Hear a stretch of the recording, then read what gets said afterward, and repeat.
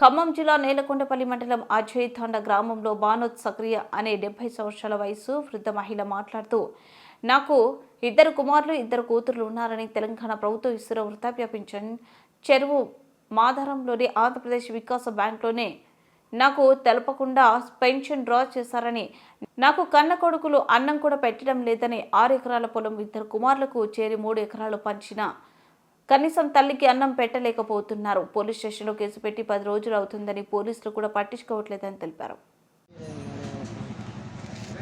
అమ్మమ్మ, నీ తెలవకోకుండా డబ్బులు ఎట్లా డ్రా చేశారు బ్యాంకులో?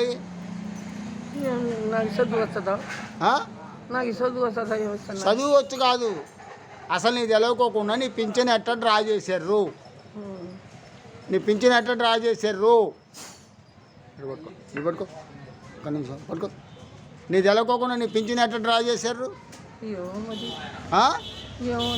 నువ్వు అడగలేదా మరి? అడిగితే కొడుకుంటుండు కదా, నీకు మొగుడు చేపియాలా, నీకు మొగుడు కావాలా అంటుండు.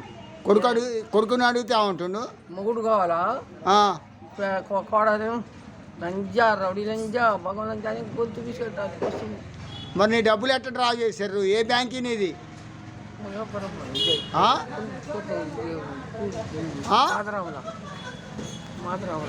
ఏ బ్యాంక్? నాకు తెలియదు నాయన, చదువు కాదు, చదువు రాదులే. చెరుమారం బ్యాంకే మంగాపురం బ్యాంకే అనేది? మంగాపురంలో బ్యాంక్ లేదు. నీకు అన్నం పెట్టక ఎన్ని రోజులు? 11 రోజులు ఇప్పుడు కదా పెట్టి 11 రోజుల నుంచి ఎండ పెడతారు. ఈడ ఆడ కొని తింటున్నా. ఏడాది కొంది అంటున్నావా? నీకు ఎన్ని ఎకరాలు ఉంది? చెరి 3 ఎకరాలు ఇచ్చిన. చెరు 3 ఎకరాలు ఇచ్చినావు కొడుక్కి? చెరు 3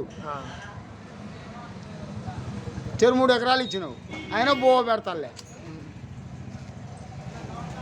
ఏం పేర్లు నీ కొడుకుల పేర్లు? సలీం సలీం సలీం, కృష్ణ కృష్ణ. ఇంటికి ఏమవుతుంది?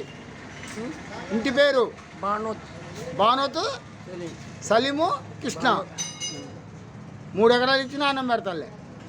6 ఎకరాలు నీ పింఛను మళ్ళీ వాళ్ళే డ్రా చేసుకుంటారు చెరుమూరం బ్యాంకు పోయి. మరి నీది తెలవదా? నాకు ఈ చదువు వస్తుందా? బిడ్డ ఇంటికాడ పోతే తీసుకుంటాం. బిడ్డ ఇంటికాడికి పోతే నీ పింఛన్ డ్రా చేసుకోరు. అన్నం పెట్టక నీకు ఎన్ని రోజులు? ఇప్పుడు 11 రోజులు. 11 రోజులు ఇంట్లో నుంచి వెళ్ళగొట్టారా? ఇల్లు ఏరే ఉంది, నాకు ఇల్లు ఏరే ఉందా? మరి నీ ఏం చూస్తాలే నిన్ను. సర్లే, పోలీస్ స్టేషన్లో కేసు పెట్టి ఎన్ని రోజులు అవుతుంది? 10 రోజులు అవుతుంది. 10 రోజులు అవుతుందా? మరి ఎందుకు పట్టించుకోవట్లేదు ఎస్ఐ గారు? పట్టించుకోవడం లేదు ఆయన, ఏసఐ గారికి లేదు. ఏసఐ గారు ఇంట్లో ఎడ్డు గారే పట్టుకుంటుండ్రు. రెడ్డి గారు ఏసఐ గారి దగ్గర పోయి తింటాం లేదా? సర్లే.